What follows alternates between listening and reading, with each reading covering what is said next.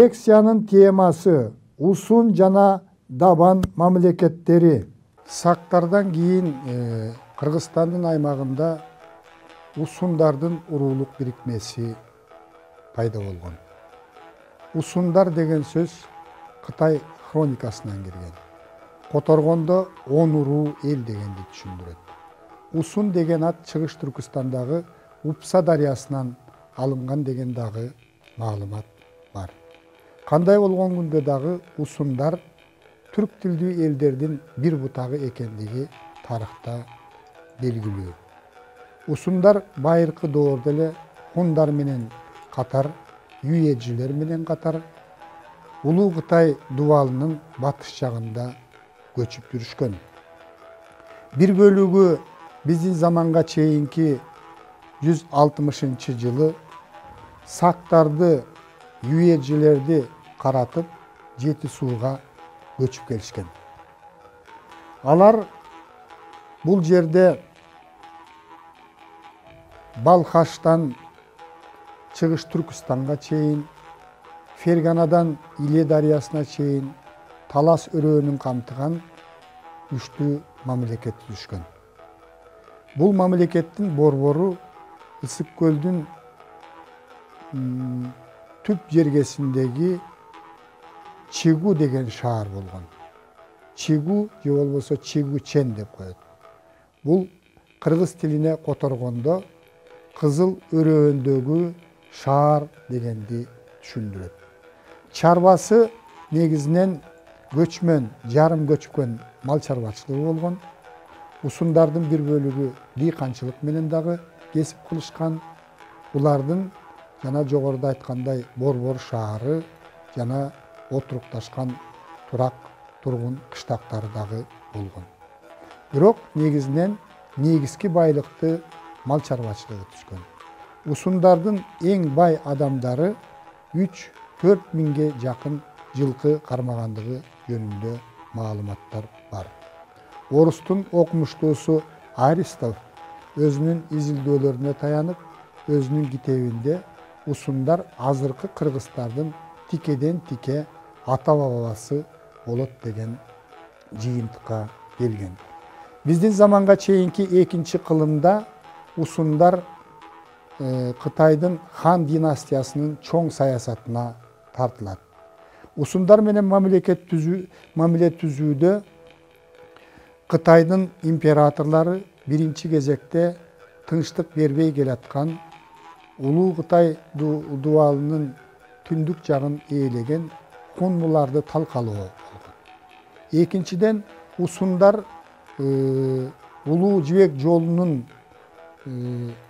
өзүндө жайгашкандыктан ошол Улуу Жибек жолу аркылуу өтүп аткан Кытай товарларын Кытай соодагерлеринин ары бери өтүшүнө ыңгайлуу шарт түзүп берүүгө аракет кылган. Биздин заманга чейинки 115-жылы Кытайдын саякатчысы жана тыңчысы Чжан Цзян ушул усундардын мекенине келген. Анын маалыматтары боюнча, анын пикири сунушу боюнча биздин заманга чейинки 109-жылы хан династиясынын императору усундарга тектүү Кытай бийкечин аялдыкка жөнөтүп, аны менен кошо баалуу белектерди жөнөткөн. Натыйжада усундардын башчысын Күнбий же болсо Күнбак деген титулду алып жүргөн. Кытайдын бул көңүл буруусуна ыраазы болуп, кытайлыктар менен союз түзгөн. Биздин заманга чейинки 71-жылы усундардын 50 миң адамдан турган армиясы кытайлыктардын 160 миң адамдан турган армиясы менен биригип хуннуларга чабуул койгон. Натыйжада хундардын империясы талкаланган. Ошентип Кытай императору усундардын жардамы менен өзүнө ар дайым коркунуч туудуруп келген хундарды талкалаган. Кытай үчүн күчтүү уруу союзунун кереги жок эле. Ошондуктан усундарды өзүнүн килалчаак өнөктөшүнө айландырууга аракет кылган. Мына ушул мезгилде усундардын башчысы Унгуйми деген күнбак өзүнүн Кытай аялынан төрөлгөн уулун мураскор деп жарыялап, Кытай императорунун кызынын колун уулуна сураган. Ушуну эле күтүп турган Кытай императору усундардын мамлекет башчысынын сунушун кабыл алып, кызын чоң салтанат менен усундарга жөнөткөн. Бирок карлыгы жетип калган усундардын күнбагы каза болуп, уруу аксакалдары Кытайдан төрөлгөн баласын такка отургузбастан күнбактын хун аялдан төрөлгөн баласын такка отургузган. Мына ошондон кийин Кытайдын көзөмөлү менен, Кытайдын жардамы менен ушул күнбактын Кытай аялынан төрөлгөн балдары менен күнбактын хун аялынан төрөлгөн балдарынын ортосунда бийлик үчүн күрөш жүргөн. Ушунун натыйжасында усундардын мамлекети алсыраган.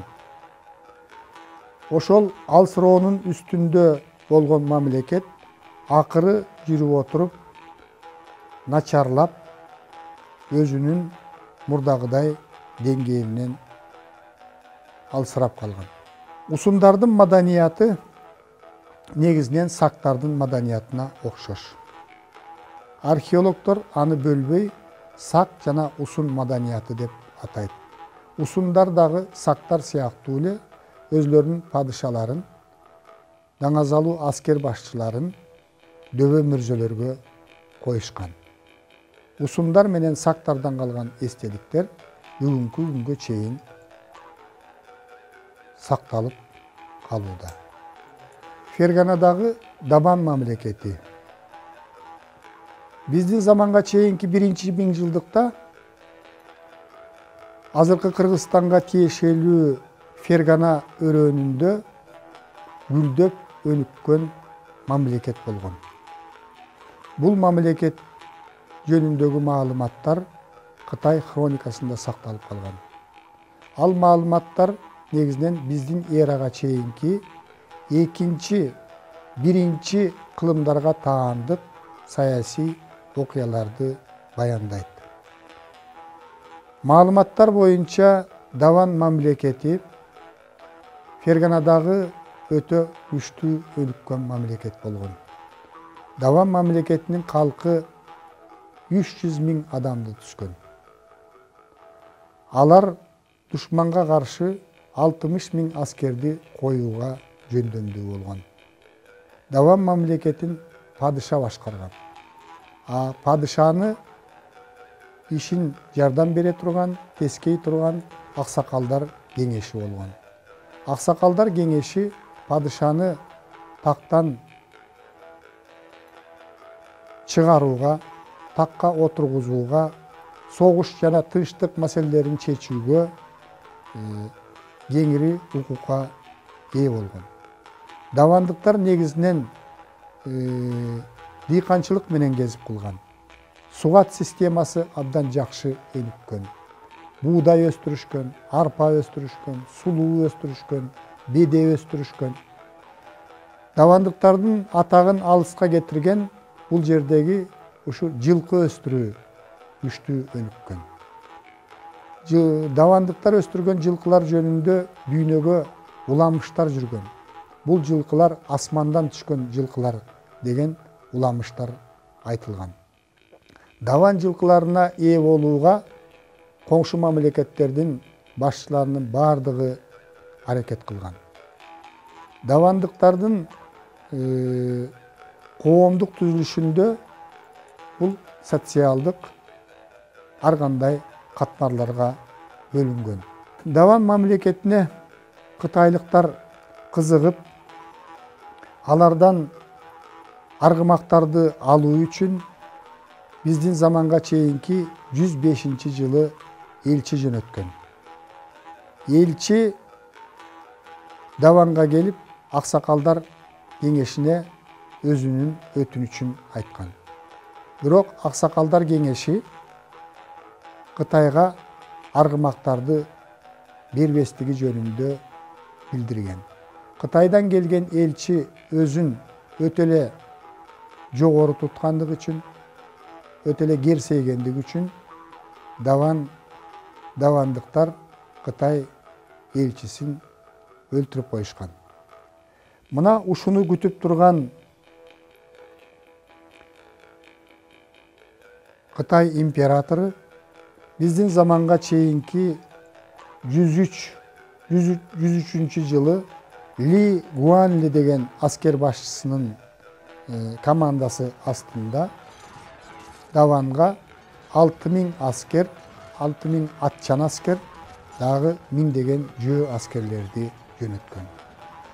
Алар Даванга келип, давандыктар тарабынан катуу каршылыкка дуушар болуп, кыйроого учурап, аскерлердин бир бөлүгү өлүп, бир бөлүгү Кытайга араң жеткен. Биздин заманга чейинки 101-жылы Кытайдын императору ошол эле полководец Ли Гуанлиге дагы 100 000 аскер топтоп берет. 100 000 аскер, аны коштогон 100 000 малга азык-түлүк жүктөп алып, Ли Гуанли кытайлыктар ушул Даван мамлекетине экинчи жолу чабуулга өтөт. Давандыктар душман менен колунан келишинче каршылык көрсөтүп салгылашкан. Өзгөчө Даван мамлекетинин борбору Эрши шаарынын тургундары шаарды коргоодо эрдиктин үлгүлөрүн көрсөткөн. Шаар дубал менен курчалган, 40 күн кытайлыктар курчап турушкан, шаарга келген сууну буруп жиберишкен. Мына ушундай кырдаалда Эрши шаарынан давандыктардын ичинен мурдатан эле бийликке умтулуп жүргөн Мотсай деген төрө чыккынчылык кылып, кытайлыктар менен байланыш түзүп, анын жардамы менен кытайлыктар Эрши шаарына кирип, аксакалдарды туткундап, аларды ошол падыша Мугуанын башын алып келип берүүнү талап кылышкан. Аксакалдар айласыздан ошол падышаны өлтүрүүгө макул болушуп, ошол падышаны башын Мотсай чыккынчынын жардамы менен кытайлыктарга беришкен. Кытайлыктар Эрши шаарын талкалагандан кийин бул жерден ондогон аргымактарды жана 3000ге жакын асыл тукум жылкыларды алып кайра Кытайга кайткан. Бирок жолдо дагы кытайлыктар өтө бул жактан алысырап калгандыктан жолдо да кыйналып, алган малынын, жылкыларынын 1000дей гана Кытайга жеткен экен. Мына ошол кытайлыктар кетери менен эле давандыктар өзлөрүнүн көз карансыздыгын кайрадан калыбына келтирип, Мотсай деген чыккынчы кытайлыктардын жардамы менен падышанын тактысына отуруп алган. Аны өлүм жазасына буйрушуп, ошол мурдагы падыша Мугуанын Чанфын деген инисин такка отургузган. Ошентип 4 жылдык тирешүүнүн натыйжасында, 2 жолку чоң салгылашуунун натыйжасында давандыктар өздөрүнүн эркиндигин сактап калган, кытайлыктар бул мамлекетке тийишүүнү токтотtu.